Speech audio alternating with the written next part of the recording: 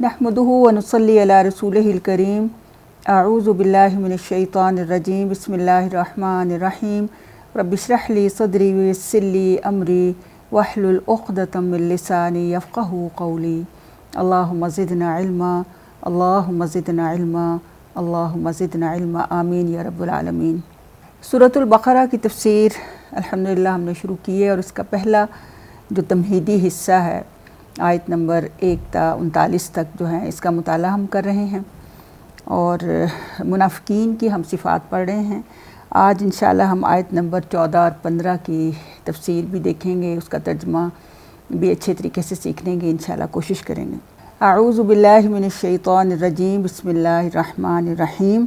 व इज़ा लक़ुल लज़ीना आमनू क़ालू आमन्ना व इज़ा ख़लौ इला शयातीनिहिम क़ालू इन्ना मअकुम इन्नमा नहनु मुस्तहज़िऊन।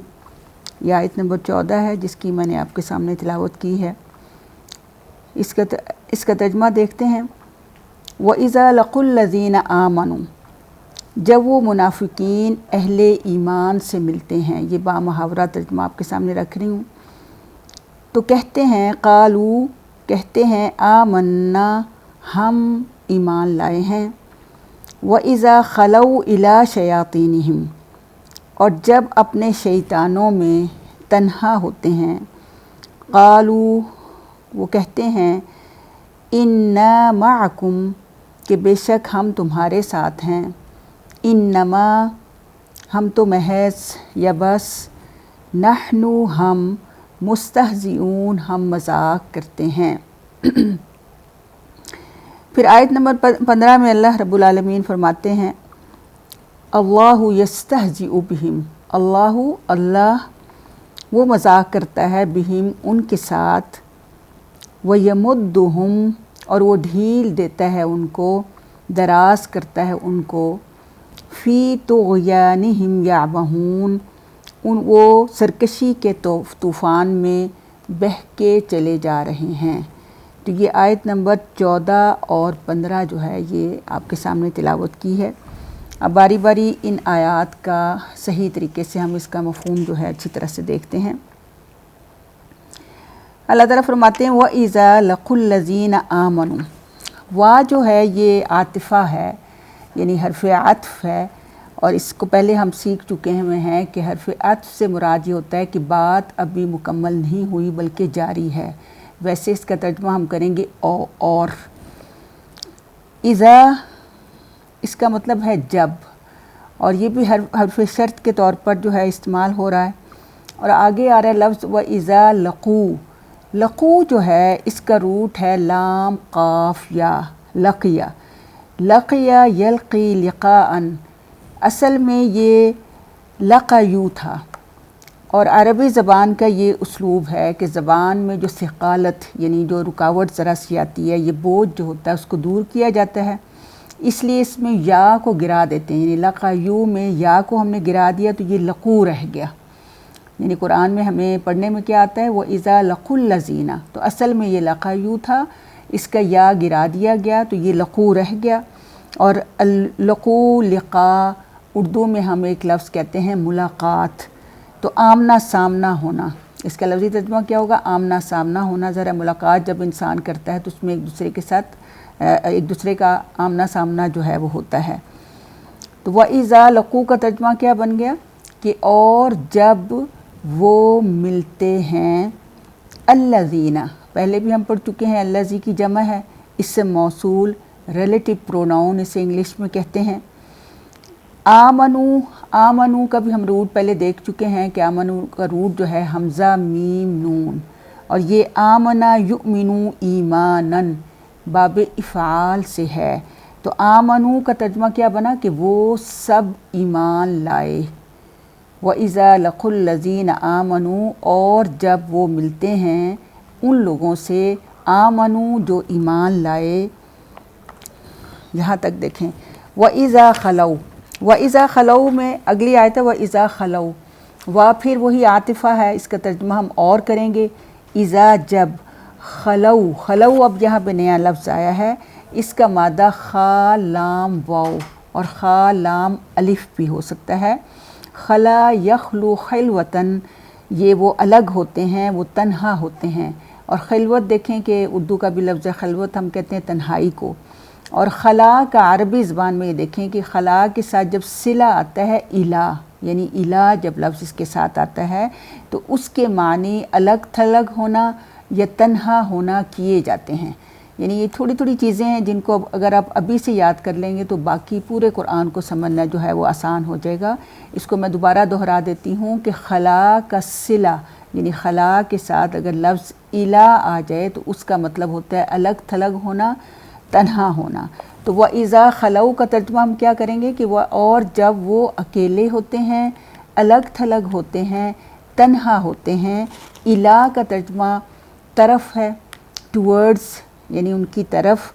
الہ شیاطینہم، شیاطین جو ہے یہ شیطان کی جمع شیاطین ہو گیا، اور الشیطان کا روٹ ہم نے پہلے سیکھ لیا ہے اعوذ باللہ من الشیطان الرجیم میں کہ شطن ہے، یعنی دور کو اور بہت دور کو کہتے ہیں۔ اور اس سے اصل میں مراد کیا ہے کہ ہر خیر اور سچائی سے بعد اور دوری کے ہیں۔ اور شیطان وہ ہے جو بھلائی سے دور، برائی کے قریب، اور جس سے فساد سے لگاؤ ہو اور اصلاح سے نفرت ہو، خواہ وہ انسان ہو یا جن۔ اور اس آیت میں یہ جو ترجمہ آ رہا ہے نا کہ شیاطینہم، اپنے شیطانوں کی طرف، تو یہ اس میں جو ہم ضمیر ہے یعنی ان کے لیے استعمال ہو رہا ہے، تو یعنی اپنے شیطانوں کی طرف، اور یہاں شیاطین سے مراد ان کے بڑے بڑے سردار ہیں جو شر اور فساد میں آگے آگے ہیں۔ اور پھر دیکھیں کہ یہ ہم نے پہلے بھی پڑھا کہ شیاطین جو ہیں یعنی یہ انسانوں میں سے بھی ہو سکتا ہے اور جن میں سے بھی ہو سکتا ہے۔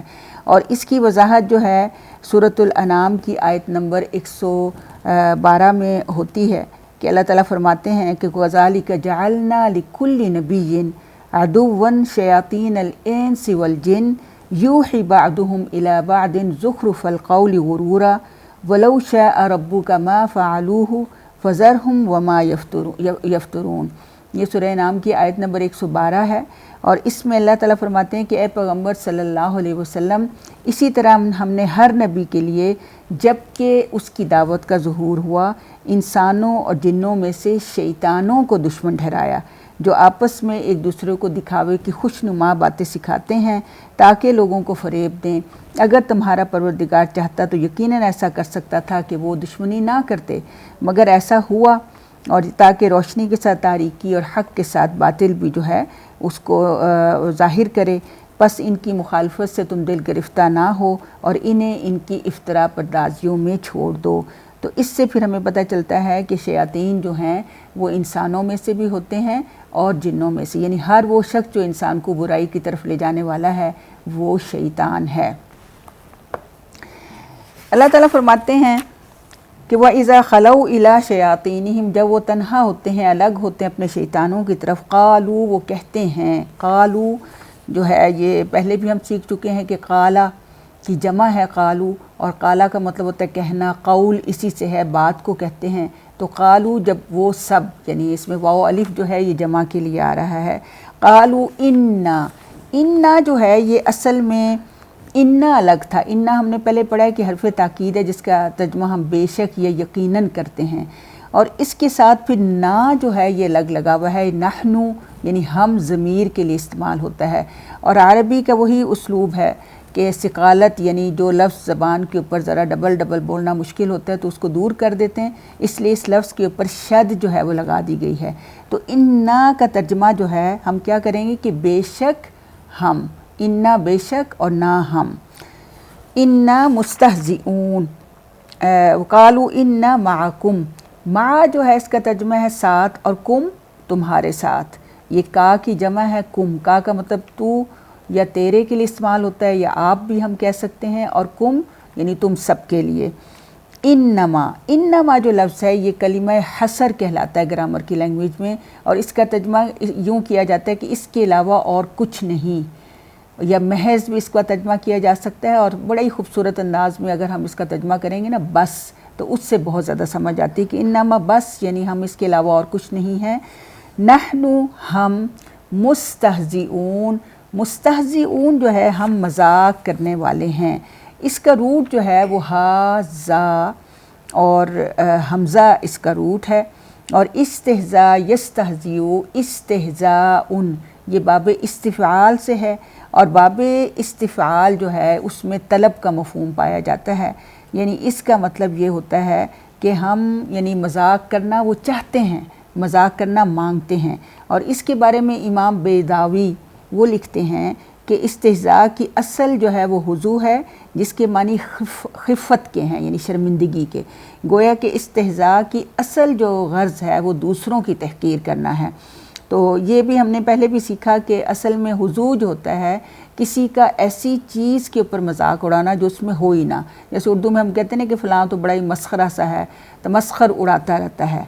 तो मस्खरे उमूमन ऐसी बातों के ऊपर मजाक करते हैं जो को होती नहीं है, उसकी असल कुछ भी नहीं होती, और बस किसी का मजाक जो है वो बनाया जाता है। तो ये एक नापसंदीदा चीज़ है जिसको नहीं करना चाहिए। तो इसलिए मुस्तहज़िऊन वो जो मजाक उड़ाते हैं। तो यहाँ वो मुनाफिकीन ये बात कह रहे हैं कि हम तो असल में मजाक कर रहे हैं, हम हैं तो असल में तुम्हारे साथ, मुसलमानों के साथ तो सिर्फ़ अपने वक्ती मफाद के लिए हम इकट्ठे हुए हैं। आगे अल्लाह ताला आयत नंबर 15 में इसका जवाब देते हुए कहते हैं कि अल्लाहु, अल्लाहु यानी अल्लाह, यस्तहज़िऊ, यस्तहज़िऊ में जो या है ये वो के लिए, यानी वो के लिए इस्तेमाल होता है, यानी गायब का सीगा है, और हुआ की जगह पे ये इस्तेमाल हुआ है। जैसे तस्तहज़िऊ होता तो तुम हम कहते, तो ता तुम के लिए और या वो के लिए। तो अल्लाहु, अल्लाह, यस्तहज़िऊ वो मजाक उड़ाता है, यानी वो तमस्खर उड़ाता है। बिहिम, बी का मतलब साथ, हुम उनका। तो यहाँ पर बी का तर्जुमा हम का करेंगे, यानी उनका अल्लाह मजाक उड़ाता है। वाह, और वाह फिर ये हरफ़े अत्फ़ के तौर पर इस्तेमाल हो रहा है, यानी बात अभी पूरी नहीं हुई। यमुद्दुहुम, यमुद्दुहुम में जो ये नया लफ्ज़ है, और इसका रूट यमुद्दु का रूट जो है वो मद्दा है, मीम दाल दाल। और मद्दा का तर्जुमा होता है मद्दा यमुद्दु मद्दन, यानी खींचना, ढील देना। और जैसे कहते हैं कि मद्दल बहरू, ये तफसीरुल मनार में आता है कि समुंदर का पानी किसी चीज़ की यानी ज़्यादती को जो है वो कहा जाता है। और जैसे मद्दल बहरू का मतलब होता है कि समुंदर का पानी ज़्यादा और बुलंद हुआ। और यहाँ इससे मुराद है मोहलत देना, लंबा करना यानी दराज करना, ढील देना, यानी अल्लाह ताला इन्हें मोहलत देता है कि अल्लाह यस्तहज़ी बिहुम, अल्लाह मजाक उड़ाता है उनका और उन्हें मोहलत देता है, और अपने गज़ब में बदले में यानी देर करता है, क्योंकि वो बड़ा ही हलीम और बुर्दबार है। वह यमुद्दुहुम, और वो ढील देता है, लंबा करता है उनको, फ़ी का तर्जुमा में तुग़यानिहिम, तुग़यान जो है ये सरकशी को कहते हैं, और इसका रूट जो है वो तगा है, ता गैन और या। तगा के जो लुग़वी मानी है वो होता है कि पानी का हद से बढ़ जाना, तो उसी से जो है ये तुग़यान जो है बनता है। और इससे मुराद ये होता है कि नाफरमानी और सरकशी, नाफरमानी और सरकशी यहाँ इससे मुराद जो है वो निफाक है, और मतलब कुफ्र और निफाक में हद से गुज़र जाने को जो है वो तुग़यान कहेंगे। तो असल में ये यानी पानी की तुग़यानी से जब भी कोई चीज़ हद से बढ़ जाएगी तो उसको हम कहेंगे कि इसमें तुग़यानी आ गई, समंदर में तुग़यानी आ गई, यानी पानी जो है वो सरकश हो गया, उसकी मौजें जो हैं वो बाहर टकरा रही हैं। तो अल्लाह ताला फरमा रहे हैं कि अल्लाह उनके साथ मजाक करता है और उनको ढील देता है, फ़ी तुग़यानी में, उनकी सरकशी में, यअमहून वो भटकते फिरते हैं। लफ्ज़ी तर्जुमा इसका ये है, और इसका रूट है आइन मीम हा। उमहुन जो है ये असल में दिल के अंधेपन के लिए लफ्ज़ इस्तेमाल होता है।